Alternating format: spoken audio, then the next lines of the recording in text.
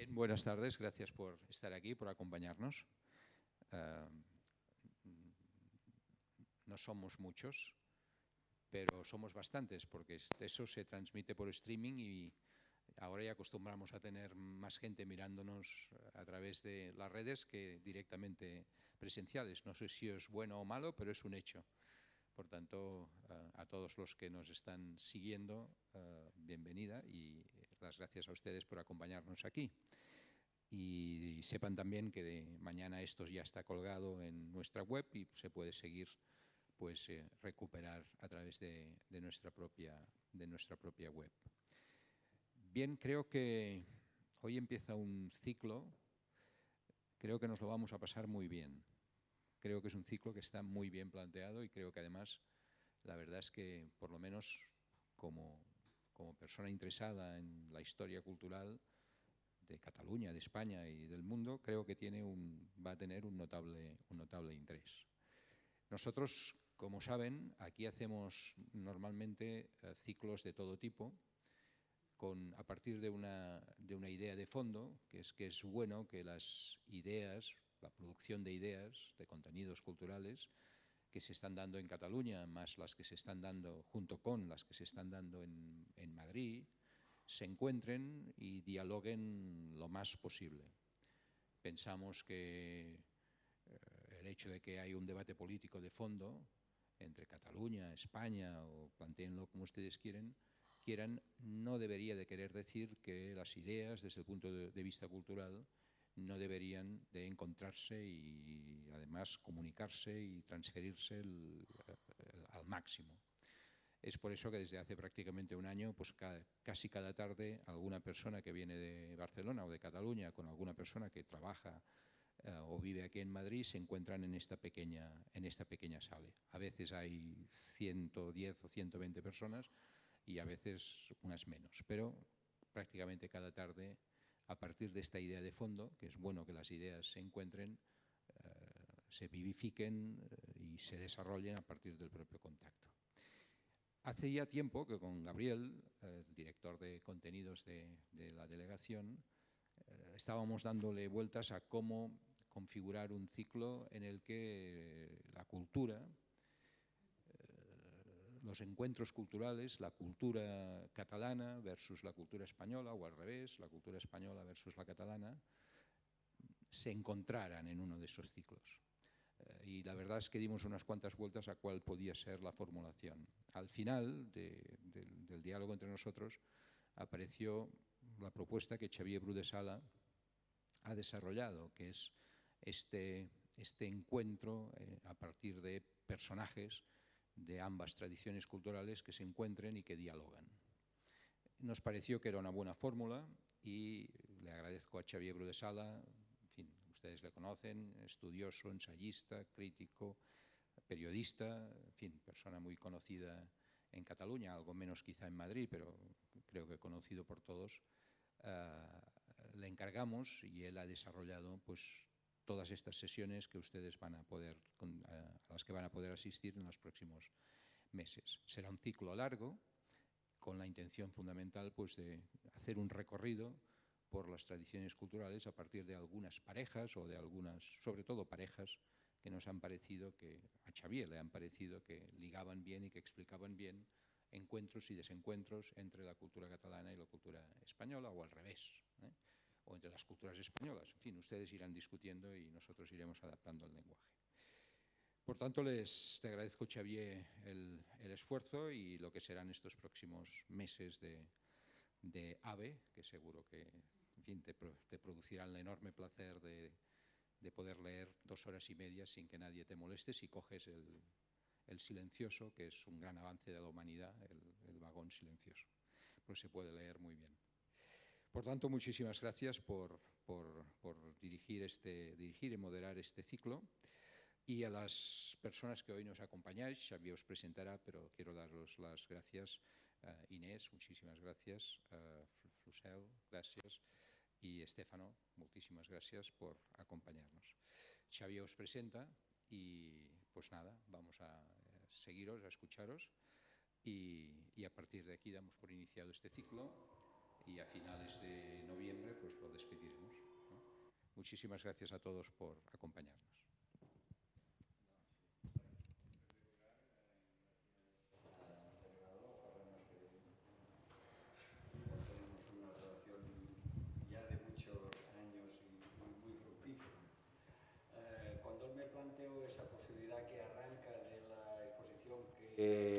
Comisarié con la ayuda del querido y llorado Javier Tusell, que Madrid-Barcelona, Barcelona-Madrid, sintonía de 6 distancias entre del 98 al 98, que se hizo en Barcelona en el CCB y ahí delante en el Círculo de las Artes aquí en Madrid, y tuvo mucho éxito. Pues bueno, es un tema que siempre pues he ido encontrando y reencontrando. Pero esta vez, a la luz de la actualidad, pensé que si contaba con personas del nivel o nivelazo de las aquí presentes y las que van a seguir, pues no solamente ustedes, el público interesado, sino yo mismo, egoístamente, iba a aprender mucho. Y podía comprobar si, digamos, la idea, porque no es una tesis, la idea, la intuición subyacente de que las relaciones culturales, digamos, entre los diversos centros, núcleos, etcétera, de la península, han sido más fructíferas y menos disintónicas, digamos así, que las histórico-políticas, ¿no? Bueno, vamos a comprobar si es así, desde la sesión de hoy hasta la última, que terminará en el siglo XXI, en la actualidad, y tendremos la siguiente sesión. Aprovecho para dar una pincelada entre Juan Boscani y Garcilaso, cómo un cambio en la métrica cambia la historia de la cultura, ¿no? Introducir un cambio en la métrica y cómo la amistad también cambia, etc. Después, una pareja que encanta a todos, que aunque se lleven un siglo de distancia, que son Cervantes y Cervantes del Quijote y Joan Martorell y Tirant lo Blanc, ¿no? Estos dos personajes. Después continuaremos con Jovellanos y Antoni de Campany, es decir, el liberalismo, Rubén Darío Santiago Rusiñol, etcétera, y nos iremos acercando a la actualidad. Pero hoy empezamos con este hecho insólito de unos monarcas que escriben o dirigen obras literarias, obras culturales, y tienen este interés. Eso es algo absolutamente insólito. Sabemos de los reyes David y Salomón, pero buscando poco más encontrado, sino el rey sabio, el conquistador y el ceremonioso, ¿no? Y bueno, ¿qué ocurría aquí? ¿Por qué? ¿Por qué aquí? ¿Por qué en este momento de la historia? ¿Por qué dos reyes que eran parientes y después otro que era descendiente del primero? ¿Qué contexto lo propiciaba? Y realmente que es un momento y una época que es de florecimiento de las letras y de las artes, y de la cultura y de la ciencia, ¿no? También de avances tecnológicos, etcétera, etcétera. Es decir, bueno, pues vamos a explorar, a ver aquella Hispania que nos da de sí, que nos enseña todavía hoy, ¿no? Y por eso hemos contado con Inés Fernández Ordóñez. Muchísimas gracias, que como todos ustedes saben es una gran filóloga y es académica de la Real. Contamos con Flocel Sabaté, que es catedrático de Historia Medieval y me ha ayudado mucho en el planteamiento de esta sesión, y con el historiador y medievalista italiano Stefano Cingolani, que es doctor por la Universidad La Sapienza y profesor en estos momentos visitante de la Universidad de Barcelona y la Pompeu Fabra, ¿no? No me alargo más en las presentaciones, y un poco como ellos ya se conocían entre ellos, porque por sus especialidades respectivas, pues oye, plantear un poco vosotros mismos, y a la luz de lo que vosotros planteéis, pues en primer lugar yo y después ustedes, pues vamos a intentar pues, esclarecer un poco. El reparto que me propusieron de temas y palabras me parece estupendo y por lo tanto, adelante y muchísimas gracias otra vez. Con el espíritu para aprender. Muchas gracias, Xavier. Tal como hemos acordado, yo empezaría esta mesa redonda hablando un poco de la figura del rey Alfonso el Sabio, lo que me produce un cierto pudor en frente de tantos especialistas, colegas y alguno muy eminente sobre el rey sabio.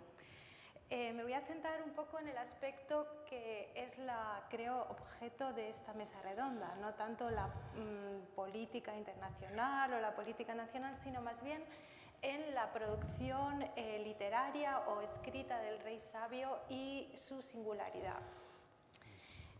Nos deberíamos preguntar primero en qué lengua escribe el rey o ordena escribir los textos, qué escribe, cuál es el contenido y por qué lo escribe. Porque efectivamente no es habitual que los reyes escriban o ordenen escribir, aunque ya desde el siglo XII venía cundiendo por Europa una idea que ha estudiado mucho un profesor que fue alumno de Carlos Ayala, que se llama Alejandro Rodríguez de la Peña, que es la idea del paradigma sapiencial de la realeza. Es decir, el hecho de ser sabio es una forma de legitimar el poder monárquico y es una manera de organizar el reino. Por tanto, esta idea empieza a difundirse ya desde el siglo XII y el rey sabio, en realidad habíamos tenido ya algún ejemplo de reyes sabios en Navarra, el rey Sancho VI, si no recuerdo mal, es un rey sabio. También hay síntomas de sabiduría en otros reinos peninsulares porque es una forma de afirmar el poder real. Bien, ¿en qué lengua escribe el rey? ¿O cuál es el proceso en el que el rey interviene respecto de la lengua? En realidad, lo que hace Alfonso ya lo venía haciendo su padre. Es decir, en la época de Fernando III se adopta una novedad en la Cancillería castellana que es creciente desde 1217 hasta llegar a la finalización del reinado de Fernando III en 1252 y en la adopción del castellano como lengua de la Cancillería. Ahí claramente hubo un proceso de selección lingüística, porque tanto Fernando III como Alfonso el Sabio eran reyes de Castilla y León. Y en su reino, en el reino que gobernaban, se hablaban al menos 3 lenguas. Se hablaba leonés, se hablaba gallego, se hablaba castellano. Sin embargo, desde la Cancillería regia se adopta desde el primer momento como variedad preferente para la lengua escrita, se adopta el castellano. Y este hecho es determinante porque a partir de ese momento, desde la Cancillería regia, todos los documentos que el rey difunde por el reino tienen un modelo de lengua culta, de lengua escrita, de lengua elaborada, que es el castellano. Por tanto, tenemos por un lado un proceso de selección lingüística. ¿Qué lengua se utiliza? Bueno, se utiliza el castellano, no el leonés, en principio no el gallego para la prosa. Luego nos tendríamos que preguntar qué se escribe. ¿Qué se escribe? No podemos desligar el programa llamado cultural del rey sabio realmente de su proyecto político. Hay tres grandes áreas de conocimiento en las que el rey ordena una amplia producción escrita. Por un lado tenemos la historia, por otro lado tenemos el derecho y por otro lado tenemos lo que se llama habitualmente ciencia, pero que en realidad no es ciencia, es astronomía y fundamentalmente los instrumentos astronómicos al servicio de la astrología y también de la astronomía, de la astromagia, ¿no? ¿Cuál es el propósito de estos textos? Bueno, fundamentalmente, en mi opinión, la historia es el instrumento que sirve para presentar un sistema de organización del mundo que sirve de adoctrinamiento para sus súbditos. En ese sistema se aprende a través de los hechos del pasado. Luego, el derecho es la forma de regular el presente. A través del derecho fundamos un nuevo orden institucional, un nuevo orden jurídico en el que se centraliza el poder en el rey como antes no se había hecho, y se centraliza también la justicia y un montón de competencias que antes estaban dispersas.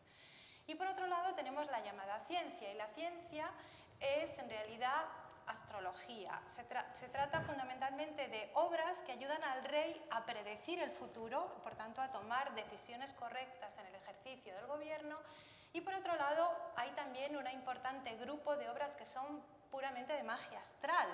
Y en estas obras, que no están tan claramente destinadas a los súbditos, sino quizá para el uso privado del rey, en estas obras quizá lo que pretendía el rey era poder modificar el futuro, ¿no?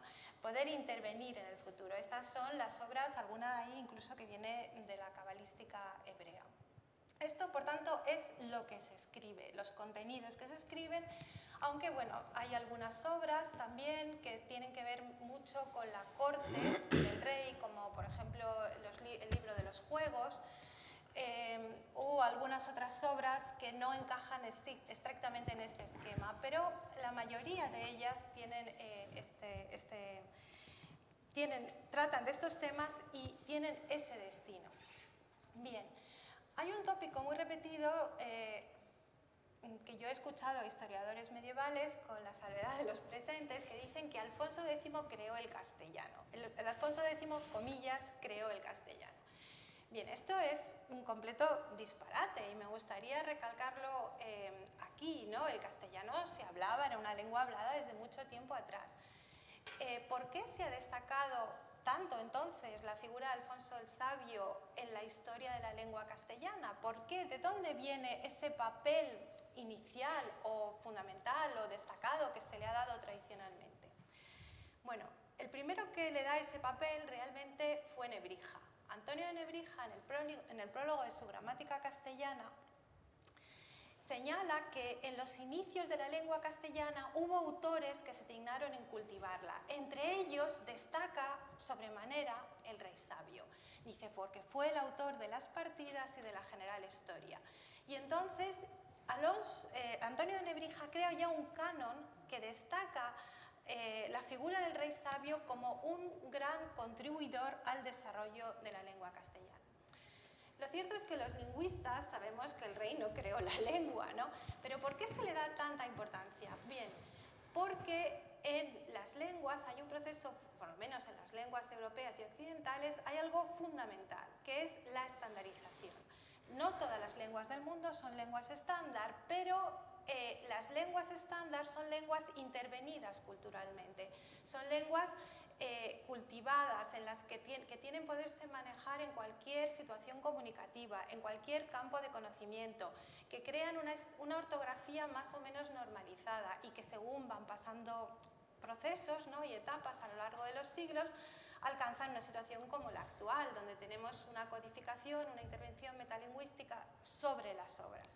Bien, pues si Alfonso el Sabio es importante para la historia de la lengua castellana, es precisamente por eso, porque es en su época y gracias a su iniciativa cuando empieza el proceso de estandarización de la lengua. Por un lado, ¿por qué? Pues por un lado porque en su producción prosística y cancilleresca se utiliza una ortografía más o menos regular que se acaba convirtiendo en la ortografía más empleada durante toda la Edad Media y en realidad también durante los siglos de oro, hasta que llegan las reformas de la Academia en el siglo XVIII. Por tanto, normalizar o hacer general una ortografía es algo fundamental en un proceso de estandarización. Y esto empieza ya en la época de Fernando III, pero es sin duda, se lo debemos a Alfonso el Sabio. La generalización o la difusión de esta ortografía. Y en segundo lugar, porque hay otro proceso fundamental para que tenga lugar la estandarización de una lengua, y es lo que llamamos capacitación. ¿Esto qué significa? Que la lengua se pueda manejar con soltura, con una terminología adecuada en cualquier campo del conocimiento, en cualquier ámbito del saber. Y es gracias a las traducciones y obras que emprende el rey sabio cómo se traducen muchísimos términos del latín, del árabe, o se crean neologismos románicos que expresan contenidos que antes solo estaban reservados al latín y al árabe. Por tanto, ¿por qué escribe el rey? Escribe un programa cultural porque tiene un programa político, y de ahí que no escriba novelas, no escribe novelas, no tampoco paga juglares que escriban obras de épica o de otras cuestiones. No, tiene un programa muy definido que está al servicio de su programa de gobierno. No voy a glosar las obras detenidamente porque sería, creo, excesivo, lo podemos dejar para más adelante. Muchas gracias. Bueno, seguir el patrón de Isabel es complicado. La corona de Aragón. Primero porque yo tengo que hablar de dos reyes, uno contemporáneo. Es injusto, ¿eh? Es injusto. ¿Injusto para mí o injusto para ti? No para ti, No, porque tienes que hablar de dos. Es una buena manera de escaquearse o de cambiar. Tengo que hablar de dos reyes, uno del siglo después. Por el otro lado, Jaime, por ejemplo, Jaime I, no es un rey sabio. Pedro III, tal vez, seguramente es un rey culto. Si es sabio, no lo sé, no se ha merecido este atributo. Pero a Jaume, a Jaime se le pueden decir muchas cosas menos que sabio. Sabieza práctica, sabieza política tal vez, pero no cultural. Y eso también lo demuestra porque no hay una política, cultural de amplio sentido, cultural de poder con Jaime I. Con Pedro sí, y la cosa es bastante más complicada. Por otro lado, la cultura de la época de Jaime, los libros que se producen, más que hablar de cultura, no dependen del rey, y en buena medida son bastante distintos. Sí que hay leyes, pero hay 25 distintas, en Aragón la suya, en Valencia la suya, en Lérida la suya, en Tortosa la suya. Entonces hay más de una ley, no hay una unificación ni mucho menos. Desde el punto de vista lingüístico, la cosa está tal vez un poco atrasada porque aún por todo el XIII y buena parte del XIV, la lengua oficial de la Cancillería y de la documentación notarial es el latín. El vulgar se utiliza en la contabilidad y se utiliza con cartas, sobre todo de desafiamiento, con nobles, o cartas muy privadas, sino la documentación es en latín. Y después se utiliza el castellano cuando se tiene que escribir a los castellanos y a los portugueses, que no Aragonés. Bueno, sí, está que yo no distingo demasiado, aragonés muy castellanizado, castellano aragonesizado, una cosa que no es latín. No es latín, principalmente no es latín. Con lo cual, tanto Pere como Jaume entran en comparación con Alfonso más bien como historiadores o por su faceta de escribir, dictar o dirigir una obra histórica. El problema es que una obra histórica es medio literatura y medio política, o 3/4 política y 1/4 literatura.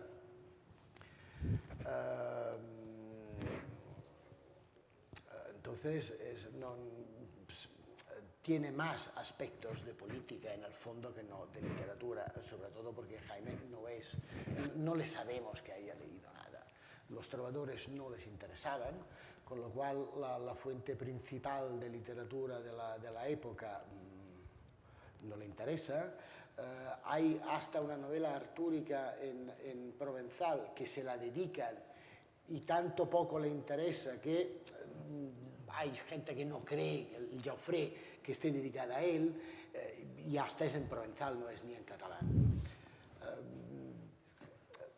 Una cosa que puede ser interesante para comparar también es el tipo de participación de los reyes en sus obras y los modelos históricos o historiográficos. Yo a Alfonso lo conozco muy poco, con lo cual espero no decir tonterías, pero Jaime, que no es un rey cultivado, dicta. Evidentemente un rey no se pone a escribir materialmente, pero él siempre está con algún secretario cuando se mueve y dicta su historia, su recuerdo, su memoria. El secretario lo ayuda con algunos documentos, con fechas y con dadas, pero explica su historia personal. ¿Qué quiere decir? La historia de sus tierras vista desde su punto de vista. Él es sus tierras, en el fondo. La escribe en catalán, la dicta en catalán porque es su lengua, no es capaz de dictarla en latín. Alguien después, eventualmente, tiene que traducirla, cosa que se hará en el siglo XIV. Por esa razón es una crónica muy oral como tipo de lenguaje, no es un lenguaje literario, modelizado ni del punto de vista de la grafía, de la lengua, ni del estilo. Otra cosa son otros cronistas contemporáneos o justo posteriores a Jaime I. Escribir una historia quiere decir dar un modelo de pasado y un modelo de presente.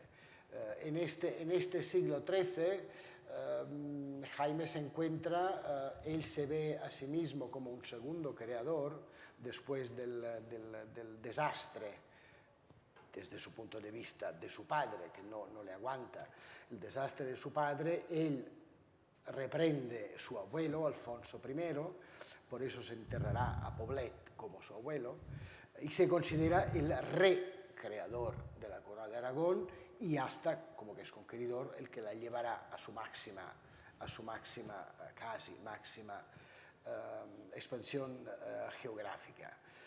El XIII, como que hay muchas tierras de musulmanes, de saracenos, para conquistar, las tensiones políticas, las tensiones de quién manda, de quién es más fuerte, son relativamente más débiles, se perciben menos, aunque habrá guerras a finales del XIII, a primeros del XIV, y después habrá las de los 10 años, que son más de los dos Pedros en el siglo XIV.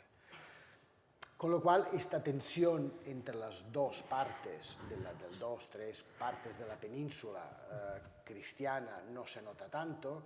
Además, a partir de 1255, Jaime es el rey más grande, más grande de edad, bastante creído, y se cree que es el rey más importante, más prestigioso. El Alfonso es su yerno, ahora no me salía la palabra, es su yerno, con lo cual pretende tener un cierto dominio moral. La situación de Pedro es parecida y muy distinta. Es parecida porque los dos tienen un reinado muy largo. Jaime reina prácticamente 60 y algunos años más, aunque empezó a reinar que tenía 8 años, 6 años, con lo cual los primeros no cuentan. El ceremonioso 50, intentará celebrar un jubileo, cosa que no consigue. Los dos escriben una crónica en la cual hablan de sí mismo porque él es la historia de sus tierras. La diferencia es que Pedro, como que tiene en este momento, además, una cancillería muy desenvolupada. Ya su abuelo Jaime II la había puesto en marcha, había creado el archivo real. El año que viene harán 7 siglos del archivo real, con lo cual Pedro no se pone a escribir. Tiene algunos secretarios, uno principal, le da la chuleta de la temática de los singulos capítulos de la crónica, le dice: buscad documentación, mirad los registros. Estos organizan más o menos la documentación, después el rey la discute, la revisa y casi seguramente escribe algunas partes. Me gusta creer las partes más literarias, porque hay unas páginas de la crónica de Pedro la estada Valencia al 1347 durante la Guerra Civil, la muerte de su medio hermano Fernando, que la narra también el Pedro López de Ayala aquí, son páginas brutales de un punto de vista literario. La diferencia es que es una escritura mucho más organizada, mucho más burocrática, de un cierto punto de vista. Los dos, el Jaime Obre, Pedro de alguna forma cierra una época de la corona de estructuración, de organización, de la cual hablará él, no hablaré yo evidentemente, de estructuración. Pedro es el grande organizador, reorganizador. Vuelve a incorporar a la corona el Reino de Mallorca, lo intenta con Sicilia, explota al máximo las posibilidades de gobierno, las posibilidades prácticas y utilidad de la documentación de archivo. Hay unos 1500 registros de Cancillería de la época de Pedro el Ceremonioso, no son pocos, 1500. Es el que organiza la imagen de la monarquía, el espectáculo, la sala del trono de Barcelona tenía que tener las estatuas de los condes de Barcelona, es el que organiza el mausoleo definitivo de los reyes de Aragón, a lo cual se sumarán también después los Trastámaras, todos enterrarán a Poblet. Por otro lado, es un reinado dramático, tremendo, entre la guerra con Mallorca, que es bastante fácil. Sardeña es un incordio y una guerra continuada durante prácticamente todo el reinado, y al momento de morirse Pedro está medio perdida, o 3/4 partes está perdida. Hay los 10 años de guerra con Castilla, que son más de 10, porque después hay la cola con Enrique Trastámara, invasiones, la peste negra. Cuando, por ejemplo, en 1375 el Juan de Gante, el pretendente, que es el marido de la hija de Pedro el Cruel, intenta llamar Pedro el Ceremonioso a que le ayude a la guerra contra Enrique Trastámara, Pedro hace una descripción de la situación de la corona, seguramente exagerada para excusarse de no intervenir, entre las hambrunas, la peste, las guerras y las destrucciones, que es absolutamente dramática.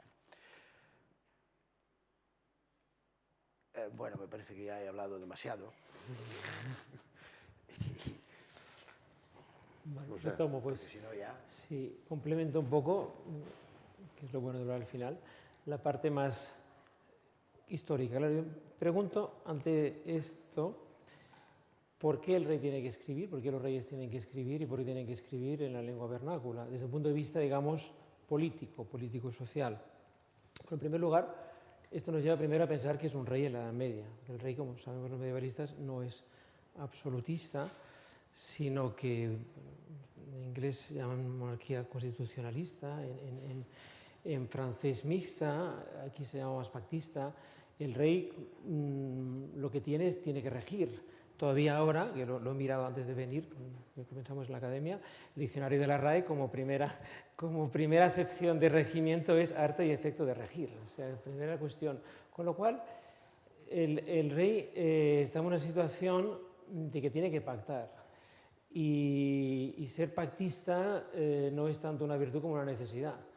Y entonces, claro, a partir de aquí, la primera cuestión es que el poder está fragmentado y en algunos lugares más. Es decir, tenemos una teoría del poder muy generalizada en Europa. Europa está más homogeneizada a nivel de pensamiento de lo que puede parecer, porque las distancias eran más cercanas de lo que puede parecer, pero la adaptación dependerá de los distintos lugares. Por de pronto, en la Corona de Aragón tenemos un origen que ha fragmentado el territorio. En Cataluña tenemos el origen de los distintos condados, la expansión territorial sobre la antigua frontera, el feudalismo. Se llega, pues, que al llegar al siglo XII, cuando se consolida el conde de Barcelona, sobre todo el conjunto de Cataluña, que las dos bases de poder, porque hasta ahora el poder es quién tiene jurisdicción, quién puede emitir justicia y quién tiene fiscalidad, están muy fragmentadas, cosa que aquí no pasaría tanto. Y en Aragón también pasará lo mismo, en otro sentido, en cuanto a lo que se refiere pues, a una feudalización de las tenencias que pasan a tipo feudal. Con lo cual, quiere decir que las bases del poder están más laminadas de lo que podría parecer. La expansión que se ha dicho aquí sobre Valencia y Mallorca es en gran parte, bueno, evidentemente una necesidad de todos, pero también del mismo rey que necesita tener unas bases jurisdiccionales, lo que pasa que también le falla y también tendrá una pérdida inmediata de jurisdicción en estos territorios. Con lo cual, a partir de aquí, hace falta ya no solo unos hechos, sino un discurso de fundamentación regia. Y pensemos que lo que muchas veces se dice del romanismo, del derecho romano, sustenta la monarquía real, pero también sustenta los gobiernos municipales que están surgiendo y la nobleza con los juristas feudistas. Con lo cual, a partir de aquí, tenemos una monarquía débil de entrada que necesita unos gestos, una gestualidad y unos discursos de preeminencia. Luego, en este punto, una cosa muy importante es, no tiene solo que fundamentarse el rey, sino un punto clave es la dinastía. Y este es un punto importante que el rey escribe no solo para hacer, digamos, una imagen importante de su posición destacada, sino para insertarse en un punto concreto de la dinastía. Pensemos que la fisiología ayuda en este sentido. El profesor Cingolani, que me ha precedido, tiene un texto o ha estudiado un proceso de Doña Muñica, que resulta que era una reclamación contra Pedro el Grande, una reclamación de paternidad, ¿no? Porque decía que se fue a un juicio de paternidad y se pudo saber que realmente tenía razón porque el niño que reclamaban que era hijo del rey, desde muy pequeño tenía muy mal carácter y quería mandar mucho. Desde que cuando jugaba quería mandar. Y eso evidentemente es que tenía ya los genes. Eso, Juan Manuel nos cuenta el caso de la mala leche, ¿no? de que uno que tenía mal carácter porque la nodriza le amamantó, tenía mala leche. Bueno, la mala leche que mamó. Con lo cual, quiero decir, en la Edad Media, la fisiología que se consolida en el siglo XIII no tiene ninguna duda de que se transmite lo que ahora diríamos los contenidos físicos y las virtudes y las no virtudes y los defectos. Con lo cual, el concepto de dinastía, igual que se cree pues, que hay una transmisión de las virtudes a partir de todos los fluidos, sea el semen, sea la leche que se mama, con lo cual esto explica, es incluso una visión fisiológica, hablar de la dinastía. No es solo una cuestión, un discurso político, con lo cual la dinastía transmite sus virtudes, la continuidad biológica. A partir de aquí, es un poco lo que decía antes, cuando Pedro el Ceremonioso reivindica la continuidad agnática de la dinastía, está haciendo una lectura casi podríamos decir fisiológica, porque la dinastía son 19 personajes que empiezan con Guifré el Pilós, con Guifredo el Velloso. Y es muy interesante porque se salta, que sería lo más lógico, se salta, digamos, la continuidad de la realeza aragonesa, pero es una continuidad agnática, porque es el fluido masculino, con lo cual pone una continuidad por los condes de Barcelona, que eso luego crea unos problemas y sus hijos se intentan arreglar, sobre todo Martín, diciendo que tanto uno y otro. Pero, y por ello él se reivindica como Pedro III, porque es la continuidad aragonesa. Claro, entonces, a partir de aquí, para fortalecer la monarquía, se reivindica una dinastía y una continuidad. El mismo Pedro Ceremonioso, en las Cortes de 1363, en un momento así dramático, reivindica y dice que tienen que ser fieles a la monarquía, reconocerle porque todos los monarcas han sido muy generosos en cuanto a leyes, en cuanto a justicia y en defender a la población. Todos. Entonces, claro, hay una continuidad. En esta línea se destaca a Jaime I. Entonces, durante lo largo, el hecho de que Jaime I haya reivindicado su posición y se haya escrito una autobiografía para destacar sus méritos, es absolutamente incorporado en el siglo XIV por sus descendientes. Entonces, a partir de Jaime II, precisamente, hay una gran obsesión por la biblioteca y por la historia. Es la historia, la Biblioteca Real, a partir de Jaime II, están obsesionados por conocer, por incorporar crónicas reales de todas partes, de Noruega, de todo lo que se sabe que se ha escrito, que se incorpore la historia como maestra, pero sobre todo la propia historia, con lo cual hay una obsesión para controlar a veces de modo muy directo, porque en este contexto en que el rey es pobre y se le reclama su posición, Pedro el Ceremonioso insiste en que se busque en la Cancillería el primer documento fundacional en la que un primer rey francés, que se preguntan si era rey o emperador, pero cuando encuentren el documento lo sabrán, da Cataluña al conde de Barcelona. Porque claro, necesita tener este documento porque le están discutiendo el poder. Con lo cual hay una necesidad incluso justificativa de esta historia. Pero luego hay una posición muy clara del monarca. Entonces, Pedro Ceremonioso, cuando en el siglo XIV escribe, él necesita colocarse en esta línea dinástica. A lo largo de todo el siglo XIV, Jaime I y la biografía de Jaime I circula constantemente entre los miembros de la familia real. Se pasan la biografía, se la leen, la citan, le llaman santo.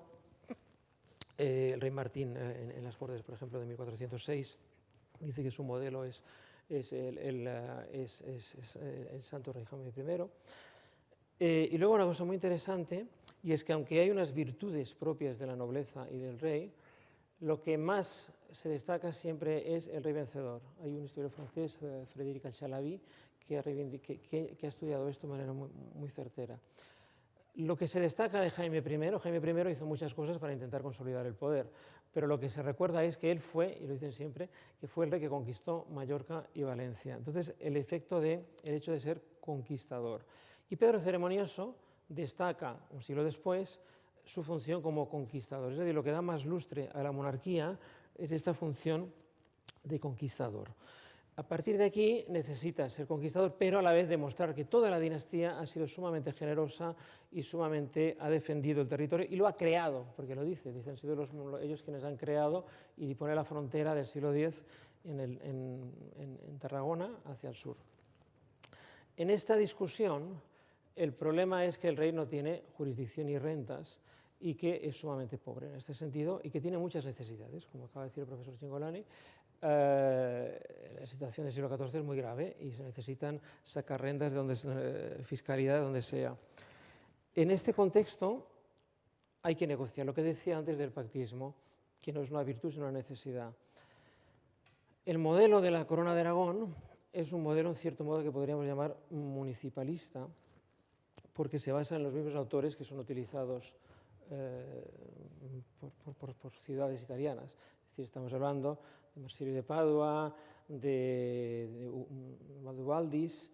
Es decir, la idea es que es un modelo participativo, evidentemente porque los gobiernos municipales tienen el poder, tienen la capacidad y reivindican esta función participativa. Entonces, cuando presionan al rey, evidentemente están sacando beneficios absolutamente, hoy en día diríamos de clase, oligárquicos, que benefician a la élite municipal de Lérida, de Barcelona, de Gerona, etc.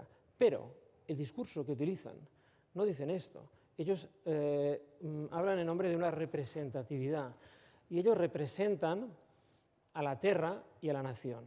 Es muy interesante porque los discursos del siglo XIV constantemente reivindica la nación catalana y la tierra catalana, en frente del rey, en contra del rey.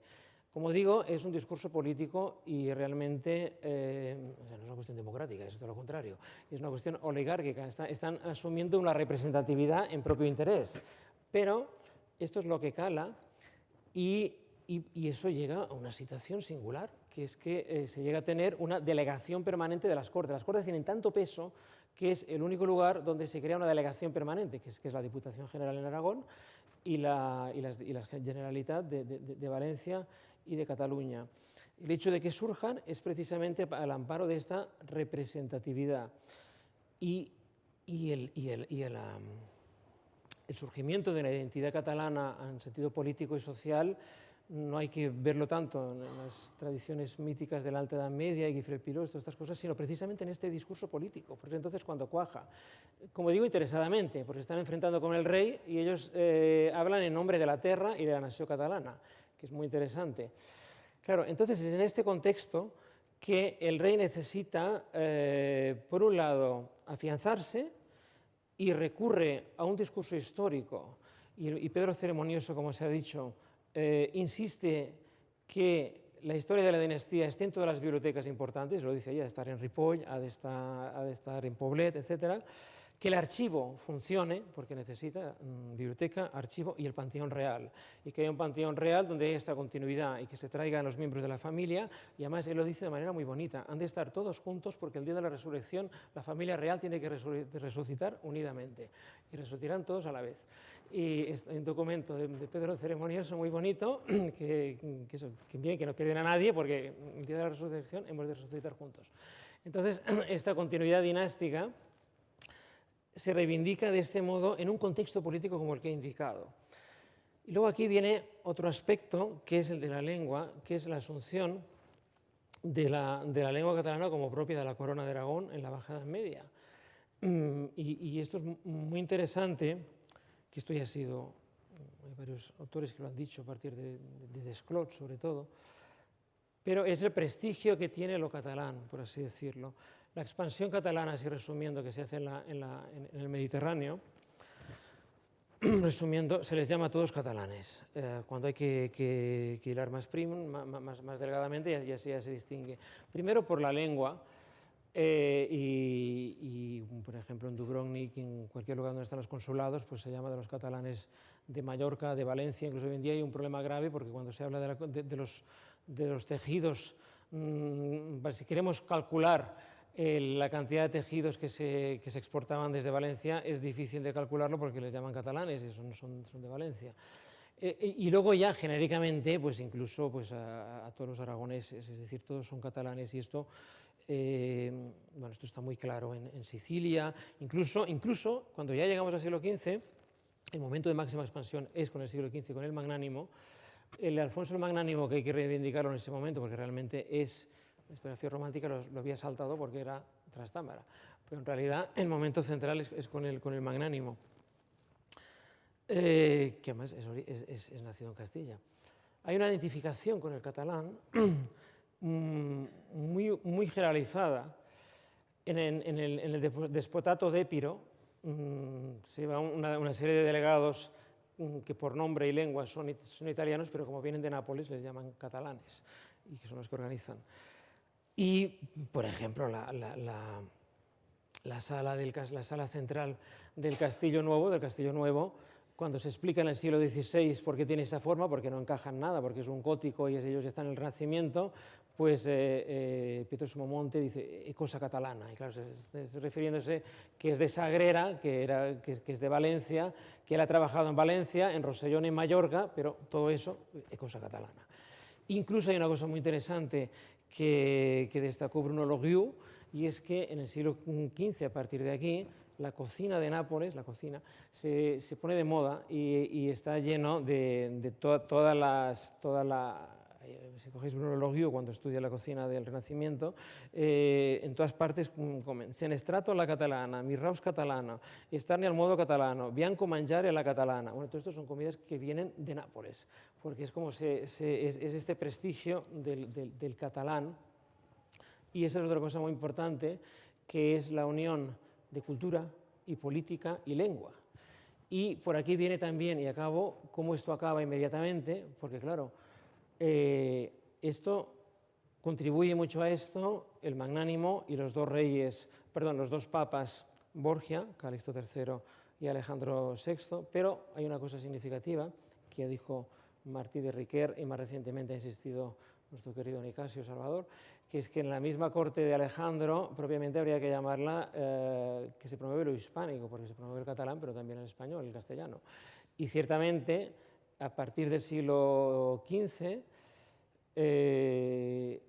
hay una pujanza de la monarquía castellana ligada también a la cultura y a la lengua que está desplazando el catalán.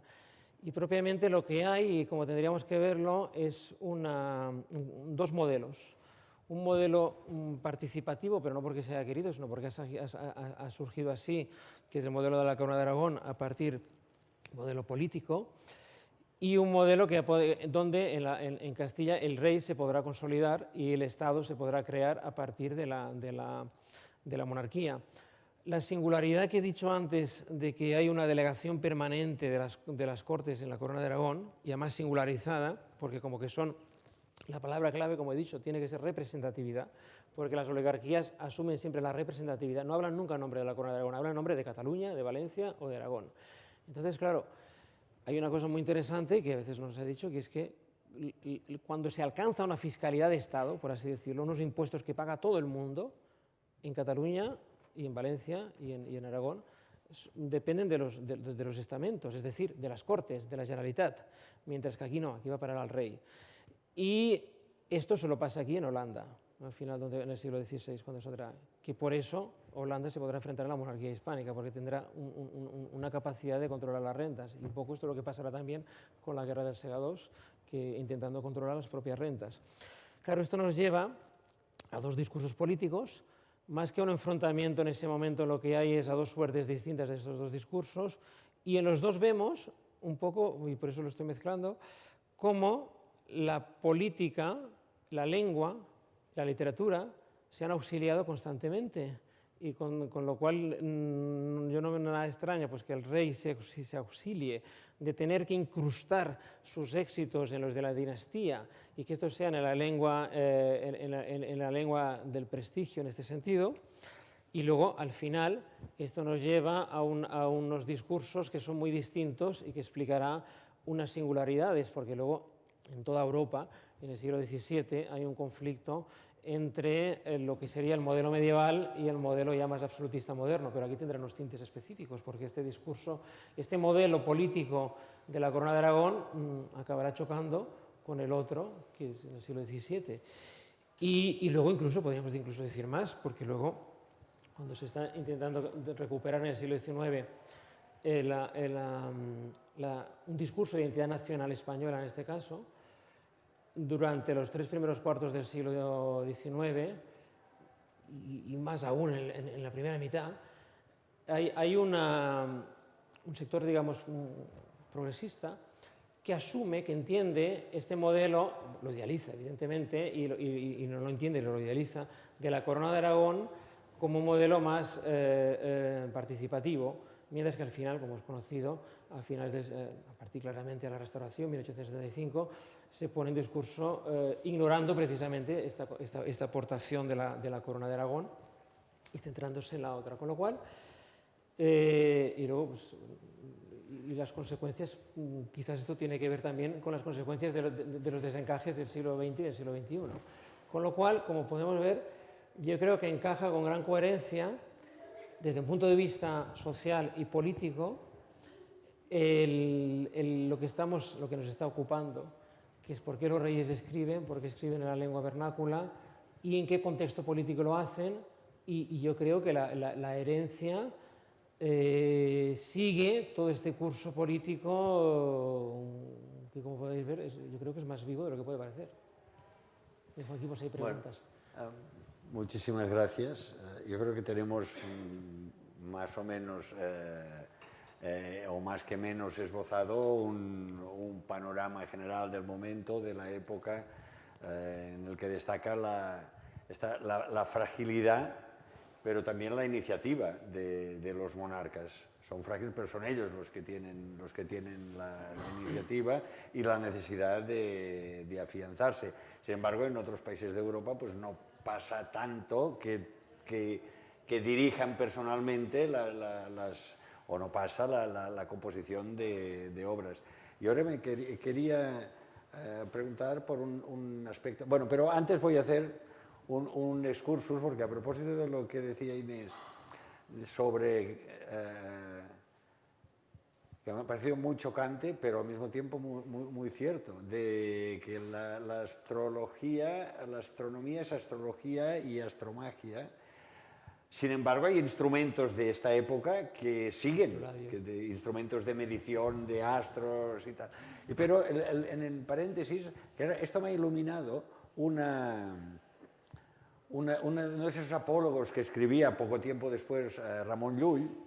Ramon Llull, en un pequeño apólogo, se encuentra un caballero que es amigo de un rey, va a visitar a su amigo el rey y lo encuentra detrás del trono, detrás de las columnas, temblando de miedo y escondiéndose y tal. Y dice, ¿pero qué te ocurre tú?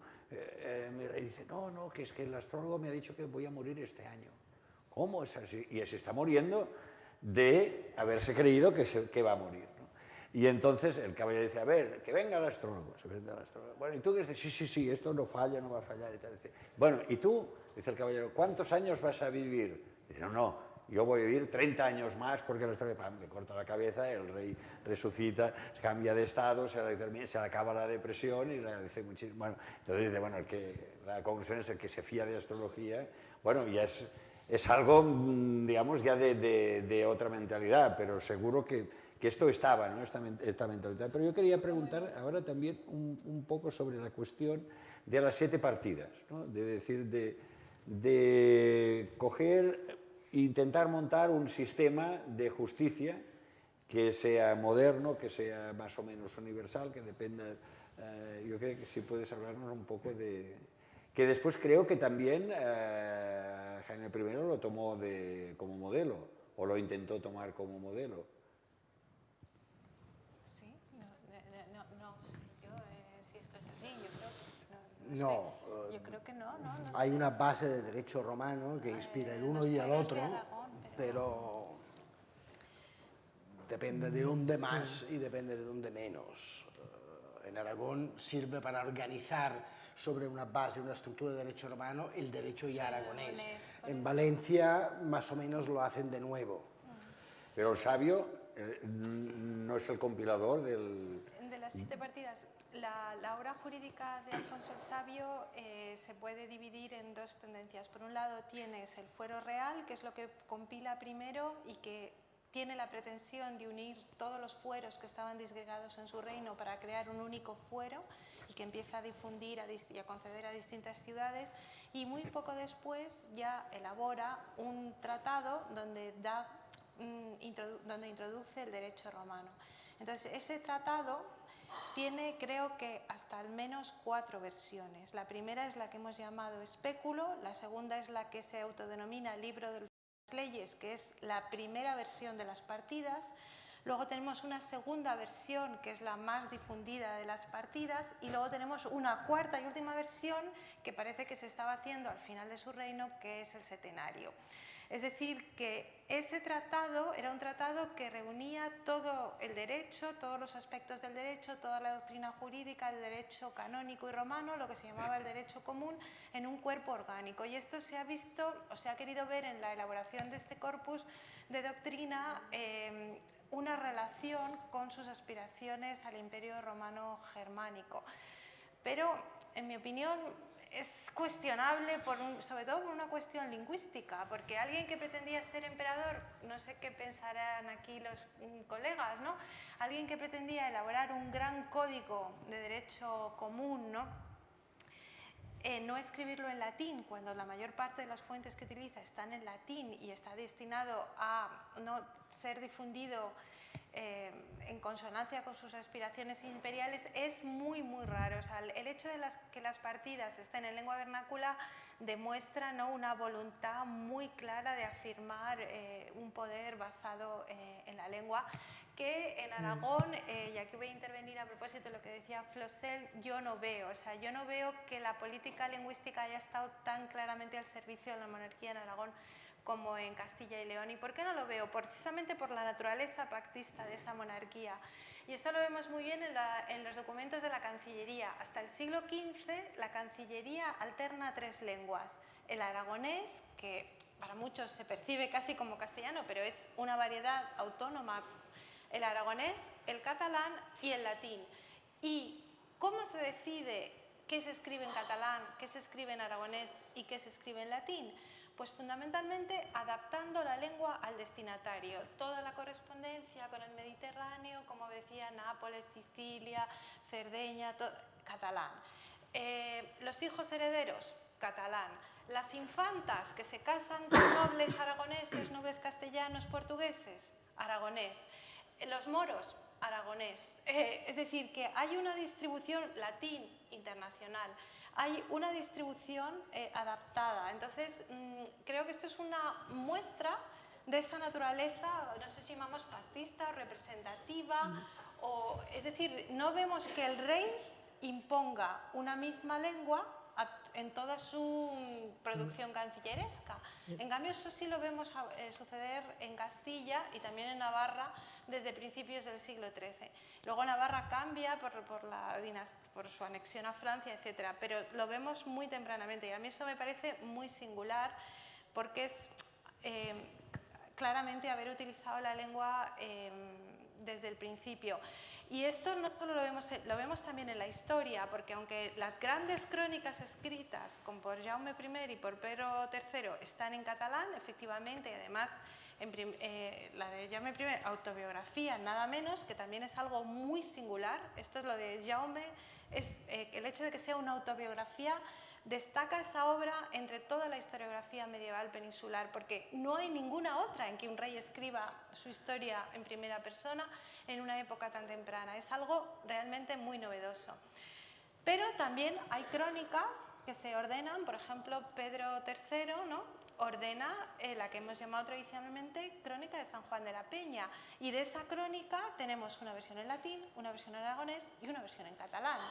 Y las tres probablemente se elaboran en la Cancillería, o sea que nos muestra también este plurilingüismo, ¿no?, este plurilingüismo que estaba ahí presente. Indudablemente la Corte de los Reyes usaba el catalán preferentemente, pero también desde la propia documentación de la Cancillería existían otras lenguas. Stefano, supongo que ha sido como yo de la Cancillería. La Cancillería, que tiene miles y miles de volúmenes, como has dicho, es latín la lengua de la Cancillería. Fundamentalmente latín. latín. Es latín y luego excepcionalmente se escribe en otras lenguas. Pero la lengua, supongo que el hecho de que sea en latín precisamente es por eso, porque hay varias, los registros son en latín. Claro, y luego hay otra cosa. La administración, la administración es que la cuestión es que la administración existe. Es en latín. Y es en latín, exactamente. La comunicación es en otra lengua, exactamente. dependiendo Entonces, claro, del territorio o del destinatario. En la Corona de Aragón, sobre todo a partir del siglo XIV, de Jaime II, como decíamos, tenemos una administración muy burocratizada y muy bien completa. Y todo eso, existe ya oposiciones a funcionarios y oposiciones a escribentes y está muy bien reglamentado todas las posiciones en la Cancillería, con lo cual, claro, tenemos una administración absolutamente burocratizada. Y esta burocracia va en latín, ¿no, Stefano? Va totalmente en latín. Otra cosa es que en las cartas privadas le sale, pero cuando miramos los registros son excepcionales lo que no está en latín. No, claro, los testamentos de los reyes están todos en latín, por ejemplo. No, todo. Tú vas a la Cancillería, que son miles de páginas, y vas pasando y todo está en latín. Es excepcional que lo que no esté, lo que estamos diciendo. En el 14 aumenta mucho la comunicación en general en romance. Las órdenes, el rey de la guerra la da en la lengua de la administración es en latín. La de la burocracia y de la justicia es en latín. Y se ve también en otro aspecto muy bonito, que es que, como que es una administración tan burocratizada, los documentos quedan registrados, que esto ya está regulado a finales del siglo XIII, sobre todo ya con Jaime II, con lo cual esto explica que haya tantos registros. Pero luego esto se envía a los lugares. Entonces hay una cosa muy bonita, que es que ha quedado mucha documentación que se puede ver. Porque entonces, claro, llega la documentación de los privilegios reales a cualquier villa o ciudad y entonces se proclama, entonces se traduce. Y entonces te la ponen allí las dos. Entonces se ve, y en muchos lugares se ha conservado. La que llega a la Cancillería, que todo lo que viene de la administración viene en latín, y luego la traducción. Entonces vas a Cervera, vas a Lérida, encuentras a veces los dos documentos, y si no puedes encontrar el documento original en la Cancillería. Y si se acaba de llegar de la Cancillería Real, y a veces te lo copian de las dos. Porque claro, luego traducido es como se proclamará para que sea Bueno, conocido. también el derecho en el fondo es en vulgar, porque los Furs de Valencia, la primera redacción es en latín, Sí, pero y después luego se lo hacen en traduce, vulgar, y los los de fueros de Aragón Aragón son en igual. vulgar. Sí, todo lo que es Las derecho costumbres, local, todo lo que son las se va costumbres, traduciendo todo lo porque que en es, latín claro. se sabe, pero hasta cierto punto. problema Y es lo que que el no hecho- hay es una, porque no hay. Pero el porque hecho de es que una la corona administración sea en con latín 3, 4 también es por la pluralidad de la lengua.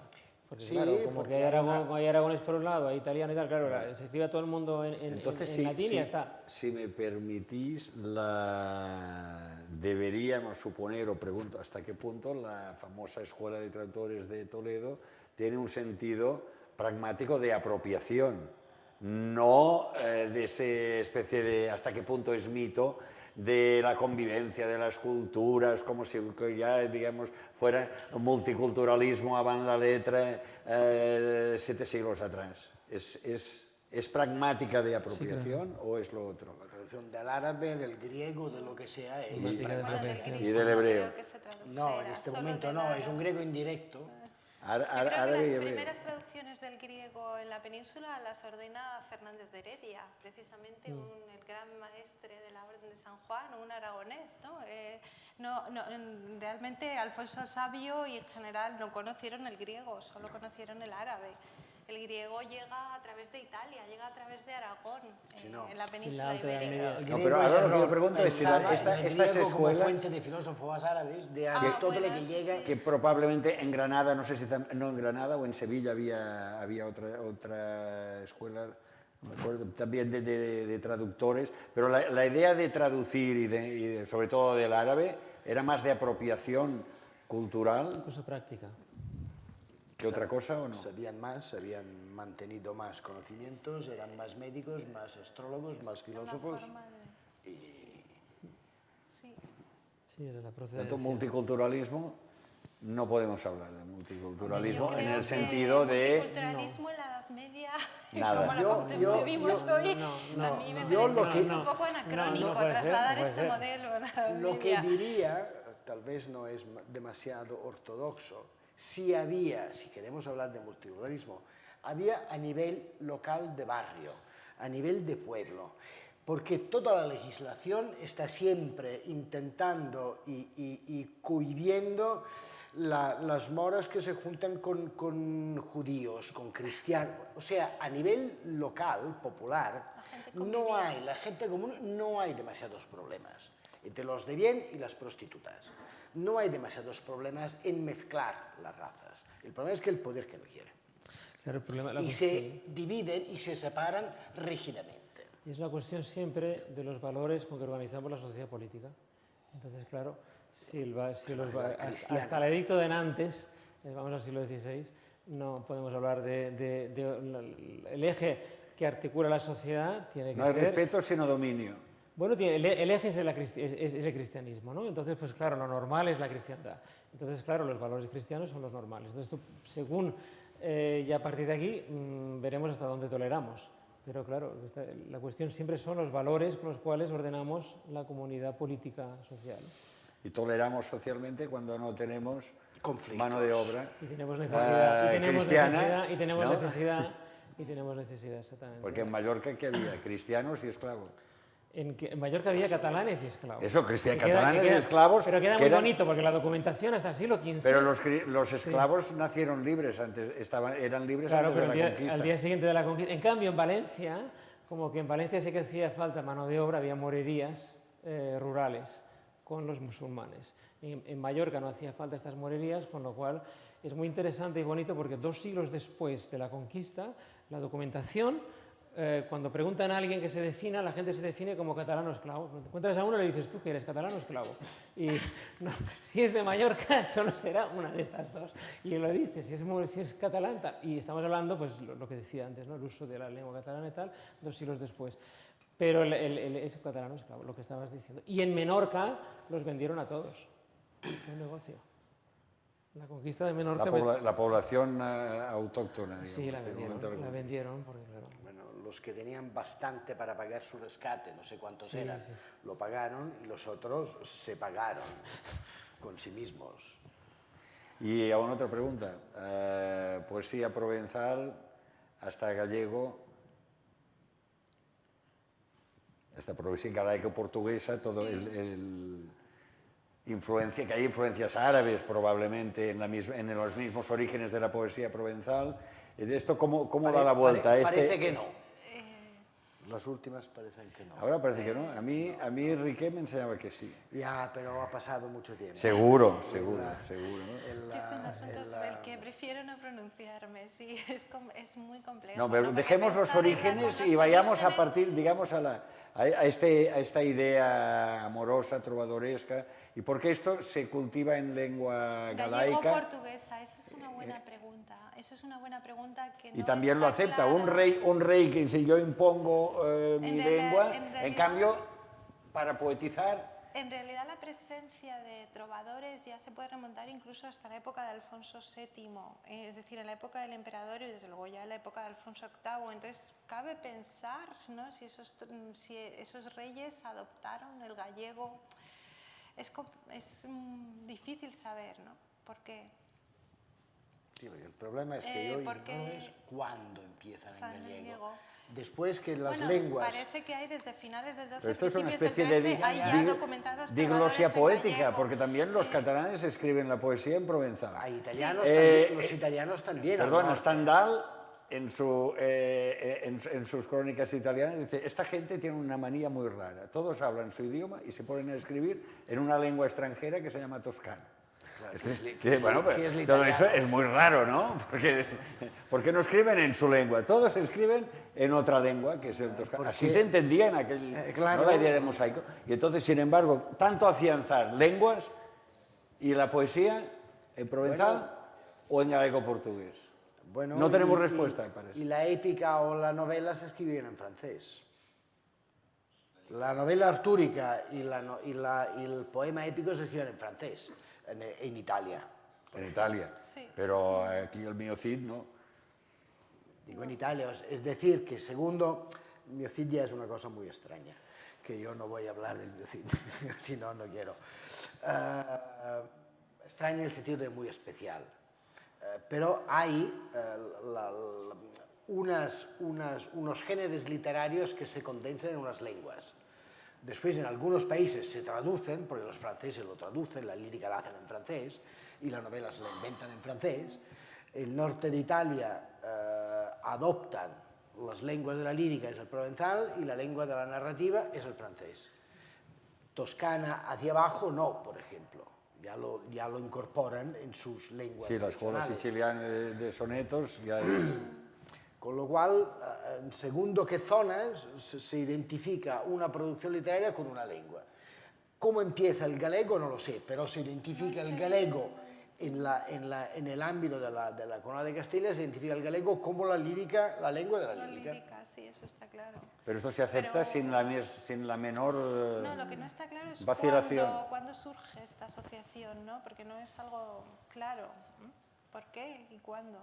Pero en cambio se impone de una forma. Bueno, de hecho, el realmente. primer cancionero en la antigüedad es el que elabora el rey sabio, ¿no? Las cántigas de Santa María. Aunque conocemos otros cantigas anteriores, pero están todas conservadas en testimonios posteriores, de forma que el manuscrito más antiguo que tiene cantigas en gallego-portugués es de nuevo los manuscritos de Alfonso el Sabio, porque aunque tenemos noticias de cantigas conservadas en otros cancioneros, pero son siempre códices posteriores. Copiados.